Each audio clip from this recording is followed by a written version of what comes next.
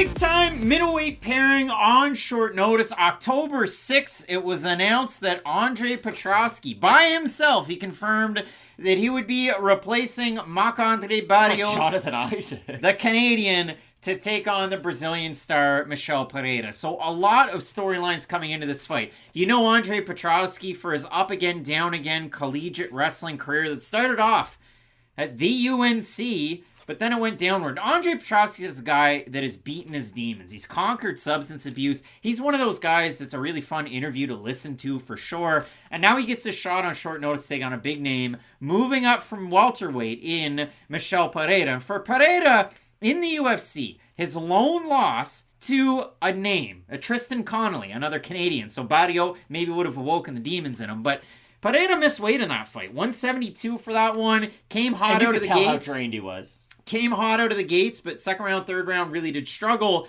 And Pereira, the reason why I have it on the graphic, 174. Well, did he actually weigh 174 in his last fight, in a fight of the night against Santiago Ponzinibbio? No. But he weighed 174 against Stephen Wonderboy Thompson earlier on this summer, back in July. So Pereira looking to move up to 185. And he's no stranger to middleweight. But Pereira's last fight, you want to talk about settling demons and the scores that they bring. His last time at 185 was for the Serbian Battle Challenge strap against Dusko Todorovic. He got lit up. And in that fight, they're going tit for tat in the striking. Michel gets hit by a right hand, and then he starts going en recul, because I couldn't think of the English word. And all of a sudden, he's got his hands up. And what brings his hands up on the retreat? You got it, thank you. A jab from Todorovic really kind of just sets the cobwebs in motion. Todorovic gets up close. He's hitting him. Pereira drops like a sack of potatoes. Todorovic is the champ over there. Michel's a really big fighter for 170, but at 185, I'm curious to see how the skill set does transfer, because he's someone who relies heavily on the athleticism at 170 and the power that comes along with that athleticism. And if he is fighting guys bigger than him, and guess what? Petroski's like a pretty jack guy for this division. He might not be as tall as some of the fighters in this middleweight division get, but he would have to cut off a leg to make 170. He is a very thick man for this division. So I'm really curious to see how the power of Michel does transfer up at 185. Because we have seen him in fights throw a lot of big power shots, have success early, not be able to get the finish on his opponent, or at least damage them enough to where they're a lesser version of themselves later on, and then he starts to just wing wild power shots, kind of hoping for the best down the home stretch. And if Petroski is able to absorb some of those power shots, respond with some takedowns, because of course that's going to be part of his game plan,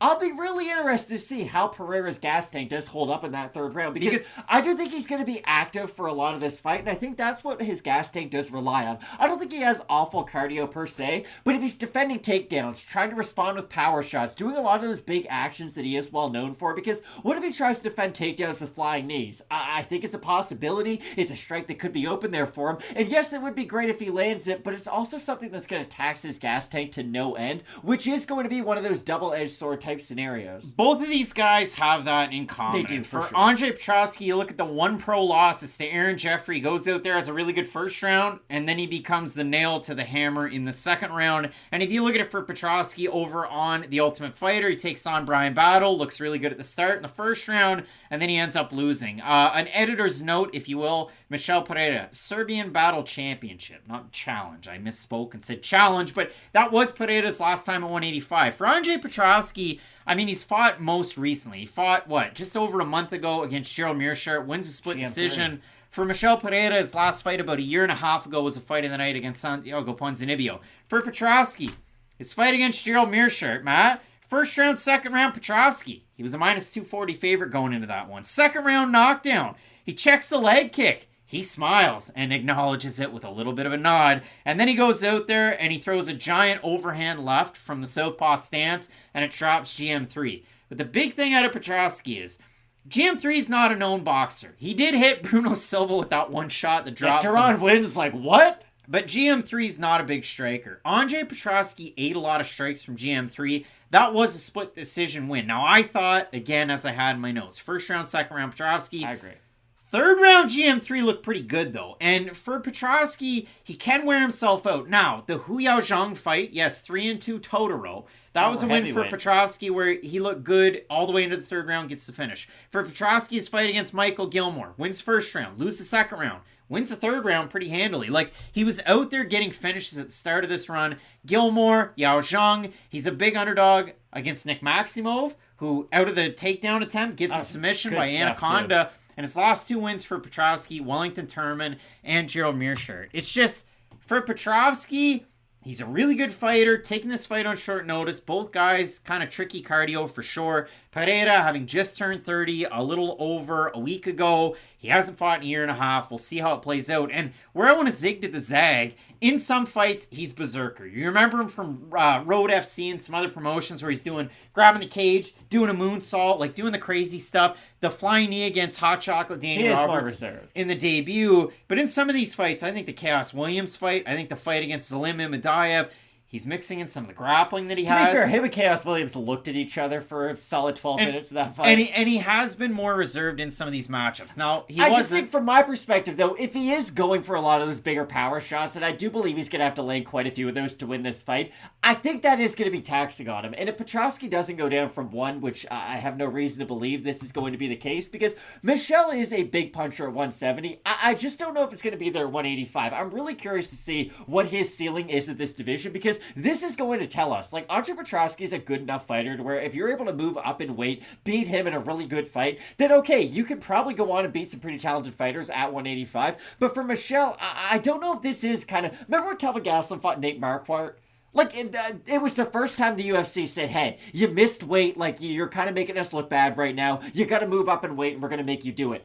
Now, to Kelvin Gastelum's credit, he beat the brakes off Nate Marquardt, and that was a really sad fight to watch. So it is one of those things where maybe Michel moves up, looks great, is the faster fighter, still has his power. But on the flip side, if he is getting held against the cage, if he is defending a lot of takedowns, we could see him start to gas early. But you do bring up a good point. Both these guys are in that category of, hey, if everything's going my way, I do have decent cardio, but once I start to face that resistance, that's when it starts to really go downhill. This is one that I wouldn't anchor a single thing to, and I call it pop and popcorn because it is so volatile. Pereira's last win at middleweight was just a couple of fights before he took on Dusko Todorovic. He took on a big-time fighter who just headlined a deep card, last month in He Jun Yang, who at the time was 11-5, but since losing to Pereira, he's won 4 fights in a row. So if you do look at this one, it is on incredibly short notice, about a week's notice for Andre Petroski.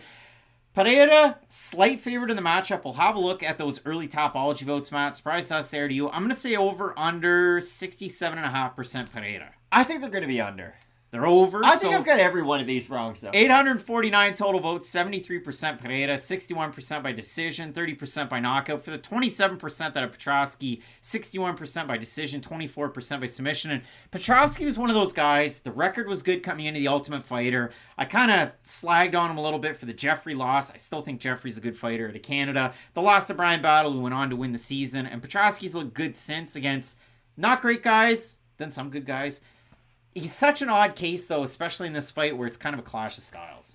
I have Michel only because of the short nature of this fight, or short notice nature of this fight. I think on a full camp, I think Petroski's cardio would be able to hold up to, maybe not go for an insanely high volume of takedowns, but for enough to get his head out of trouble. You know what I mean? There's fighters who, they might not secure the takedown, but it gets them out of a bad position, gets them up against the cage, which is the position that judges are most likely going to give to you in a lot of those spots. And if they do secure that takedown, it's even better for them. I think on a full camp, Petroski would be able to have a game plan like that and be able to do it continuously for at least 2 rounds, but due to the short notice nature, I do have Michel. I think some of those shots are going to land through, but that last fight was pretty close against Santiago, and I know a lot of people, like, I have a couple of friends who thought Santiago won that one. I don't get too caught up in people who win or lose close fights, but it was a really close matchup. Yeah, I mean, Pereira's one of those guys, he goes for takedowns in his fight. He averages over 1.5 takedowns. And you don't like it when you see it. Per 15 minutes, his strike differential, 5.09 to 3.78 against, and it's a good strike defense, a good accuracy. All the numbers are good for Michel Pereira, and